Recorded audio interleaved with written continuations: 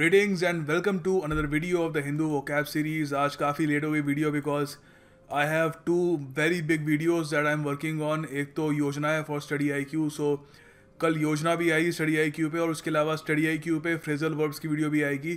So both the videos will benefit you a lot. अगर आप UPSC preparation कर रहे हैं तो ऑफकोर्स योजना ज़रूर देखिएगा, काफ़ी आपको उसमें इन्फॉर्मेशन मिलेगी. खैर अभी vocab पे ध्यान देते हैं. Let's start with today's vocab video. Yeah, before we begin, the quote of the day: life is not always perfect. Like a road, it has many bends. Bends ये होते हैं, मोड़ नहीं होते, इनको bend हम कहेंगे. तो अब bend in the road एक idiom भी होता है, उसको कभी कवर करूँगा अलग से.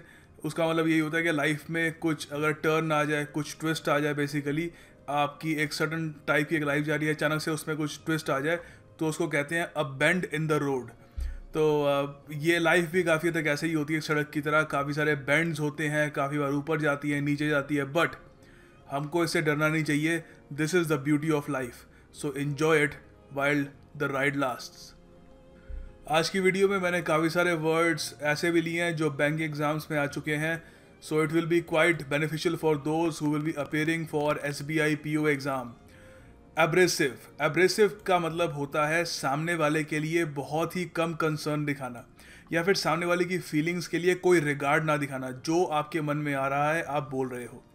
तो इसके कुछ सिनोनिम्स क्या क्या होंगे. देखिए, सीधी सी बात है, एब्रेसिव कोई कमेंट अगर कोई बोले तो सामने वाले को वो कमेंट कैसी लगेगी, उसको वो अनलाइकेबल लगेगी, नेस्टी लगेगी, अनोइंग लगेगी, एग्रेवेटिंग लगेगी, बॉदरसम लगेगी, उसको बॉदर करेगी वो कमेंट, डिस्टर्बिंग लगेगी, ठीक है, फ्रस्ट्रेटिंग भी आप कह सकते हैं. तो इसके कुछ दो बहुत ही simple but very good sentences हैं यहाँ पर. हम कह सकते हैं Kohli was fined for using abrasive language on the field. ठीक है, हम सब लोग इसको इमेजिन कर सकते हैं, कोहली कमाल के क्रिकेटर हैं बट काफ़ी बार एब्रेसिव लैंग्वेज यूज़ करते हुए भी स्लो मोशन में दिखता है उनका. तो सेकेंड सेंटेंस यहाँ पर ये भी है, if you use an abrasive tone in front of the boss he will fire you. Fire का मतलब नौकरी से निकालना. ये दो वर्ड्स हमेशा याद रख लेना, किसी भी एग्जाम में कभी भी आ सकते हैं. हायर करना मतलब नौकरी पे रखना, ठीक है. फायर करना मतलब नौकरी से निकालना. और अगर किसी को ये कहना है कि वो नौकरी से अगर आप मान लो आप बॉस हो, आप किसी को नौकरी से निकाल रहे हो तो आप कहोगे यू आर फायर्ड, ठीक है.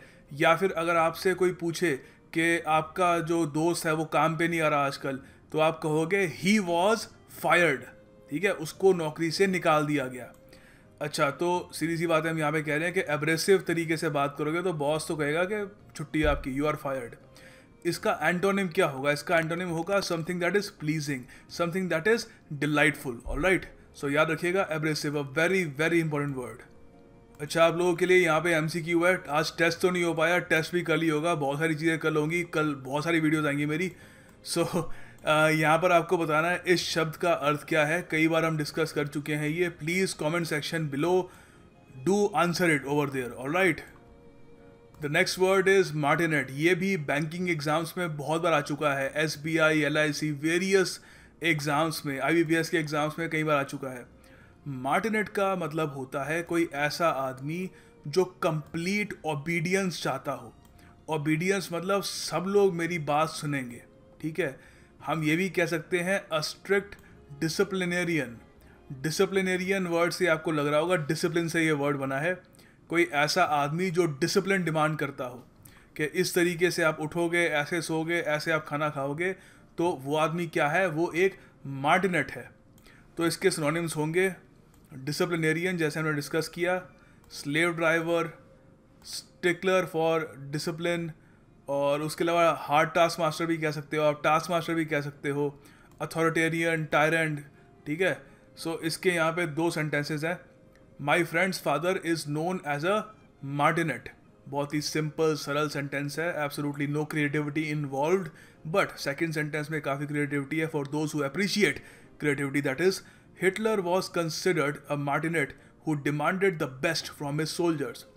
हिटलर, कोई भी तानाशाह हो अगर आप देखें, वेदर मुसलिनी, स्टालिन, इवन जो कंटेम्प्रेरी जो आजकल तानाशाह हैं, किम जोंग उन वगैरह, उनमें एक चीज़ कॉमन है, वो बहुत ही एक आप कह सकते हो डिसिप्लिन डिमांड करते हैं.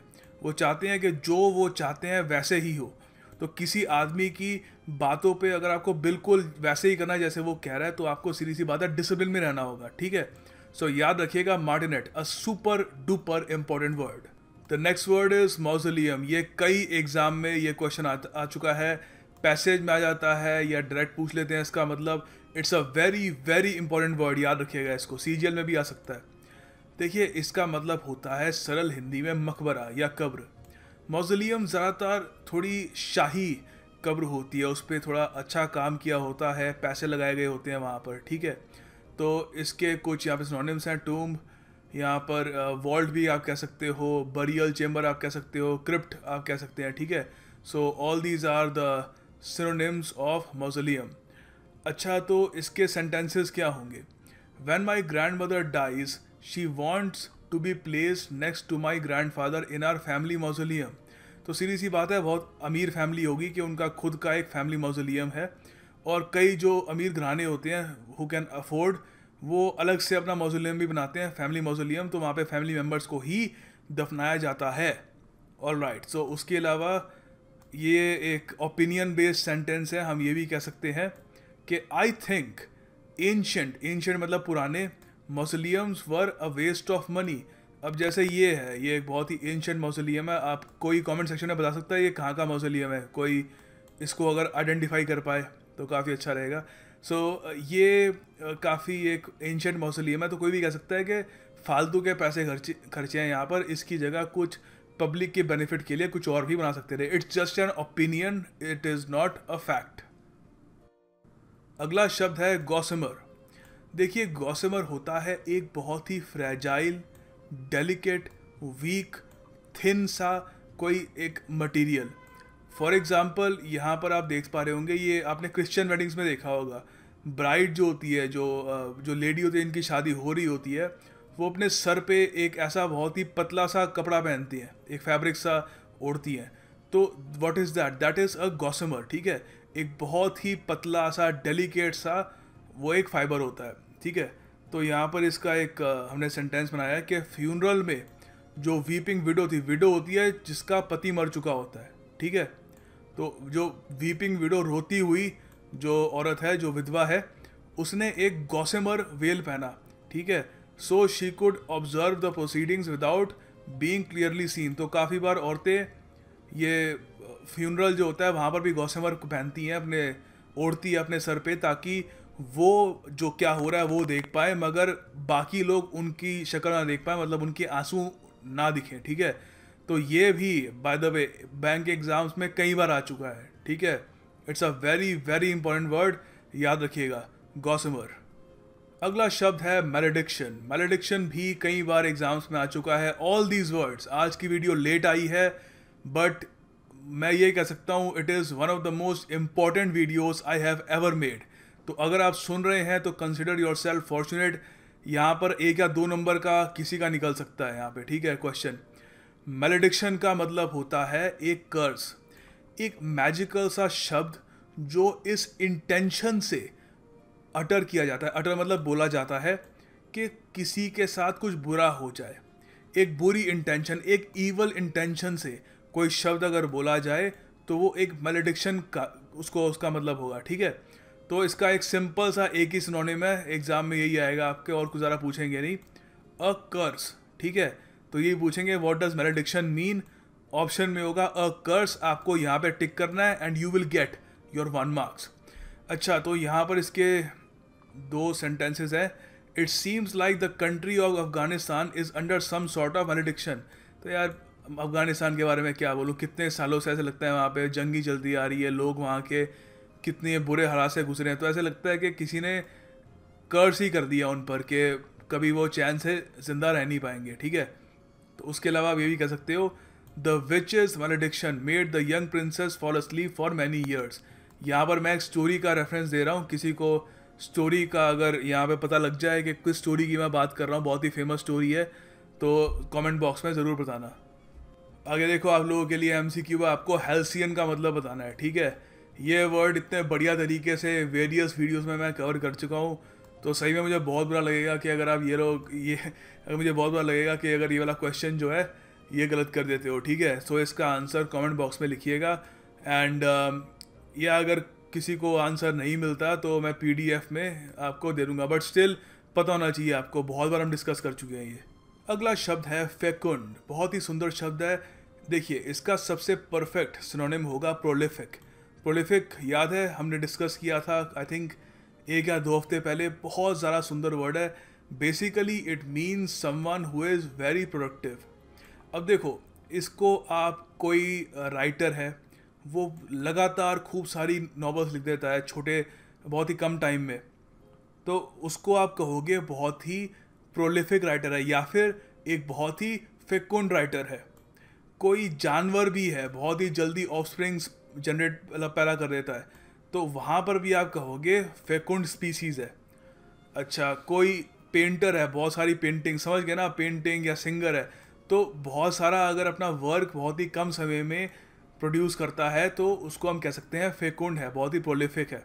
तो इसके सिनोनिम्स होंगे fruitful, productive, high yielding, prolific, proliferating, ठीक है, जनरेटिव। सो इसका यहाँ पे सिंपल सा सेंटेंस है, the fecund writer wrote 3 novels in a month for her fans. तो देखो नॉवेल्स तो बड़े राइटर्स की साल या 2 साल में एक बार आती है, जो 1 महीने में 3 नॉवेल्स लिख दे तो वो क्या है, वो एक प्रोलिफिक राइटर है, वो एक फेकुंड राइटर है, ठीक है। अच्छा, तो इसके जो एंटोनिम्स होंगे वो होंगे स्टेराइल या फिर इनफर्टाइल। याद रखिएगा, again every single word in this video it's important, make sure you remember them, all of them. अच्छा, फेकुंड से एक वर्ड याद आया, आप लोग बताइए जॉकुंड का क्या मतलब होता है, ठीक है, कमेंट सेक्शन में इसको बताइएगा। काफ़ी टाइम पहले डिस्कस किया था, देखता हूँ कितने लोगों को याद रहा है, कितने लोग अब नए आ चुके हैं, कितने लोग पुराने रह गए हैं, लेट्स सी, पता लग जाएगा, ठीक है। जॉकुंड का मतलब बताना है आपको। द नेक्स्ट वर्ड इज कैलो। कैलो एक एडजेक्टिव है, इसका मतलब होता है कोई जो इनएक्सपीरियंस्ड हो, इमेच्योर हो। इसके सिनोनिम्स होंगे इमेच्योर, इनएक्सपीरियंस, नाइव। इसको नाइव कहते हैं। कई जो इंग्लिश टीचर मैंने देखा है, को नाइव नाइव पता नहीं क्या कह देते हैं, I don't even know to pronounce it, it is pronounced naive, ठीक है। सो आपको और कहना होगा कि आर यू नाइव, मतलब आप कह रहे हो कि बहुत ही ज़्यादा कि आप इमेच्योर हो, ठीक है।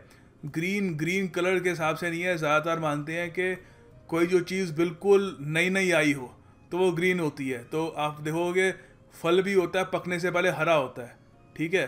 सो और ये भी एक काफ़ी एक ईडियम है, ग्रीन एज ग्रास, ये एक ईडियम है, ये यूज़ करते हैं कोई उस चीज़ के लिए जो बहुत ज़्यादा नया हो, ठीक है, इनएक्सपीरियंस हो, इमेच्योर हो। बॉर्न येस्टरडे, ठीक है, कल ही पैदा हुआ हो, रॉ हो। So all these are great synonyms, idioms भी इसमें थोड़े बहुत कवर कर लिए हमने, ठीक है। तो यहाँ पर एक बहुत ही बढ़िया सेंटेंस है इसका, he was an ambitious. Ambitious मतलब काफ़ी उसके प्लान्स वगैरह थे, काफ़ी वो चाहता था आगे जाके और तरक्की करे, but a callow young man when he met मी।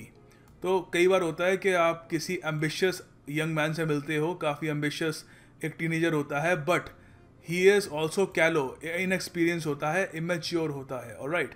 सो इसके जो एंटोनिम्स होंगे वो होंगे मैच्योर हो कोई, एक्सपीरियंस्ड हो, सोफिस्टिकेटेड हो। सो ये सोफिस्टिकेशन भी ओवर द टाइम एक्सपीरियंस से ही आती है। तो याद रखिएगा, again a super duper important word, one after another in this very important video जो अनफॉर्चुनेटली लेट अपलोड हुई है, कैलो। It's a very very important word.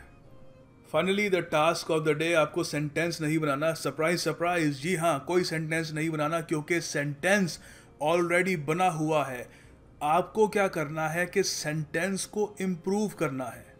So this is a very tricky question over here. पता नहीं कितने लोग सही कर पाएंगे, मैं गेस कर रहा हूँ कि 70% लोग ही इसको सही कर पाएंगे, but maybe I will be prove wrong, let's see. Please do prove me wrong. मुझे बहुत मज़ा आता है जब आप लोग मुझे गलत साबित करके ज़्यादातर लोग सही आंसर करते हो। सो इसको यहाँ पे आपको बताना है कि सेंटेंस में करेक्शन, एक इम्प्रूवमेंट की ज़रूरत है या नहीं है। सो आपके सामने ऑप्शंस हैं, and do make sure to comment in the comment box below. Thank you for watching this video. Again, sorry for the delay. कल आप सब लोगों के लिए phrasal verbs की video, and for the people who are preparing for the civil services examination, do make sure you watch the Yojana review. Thank you for watching. I'll see you tomorrow.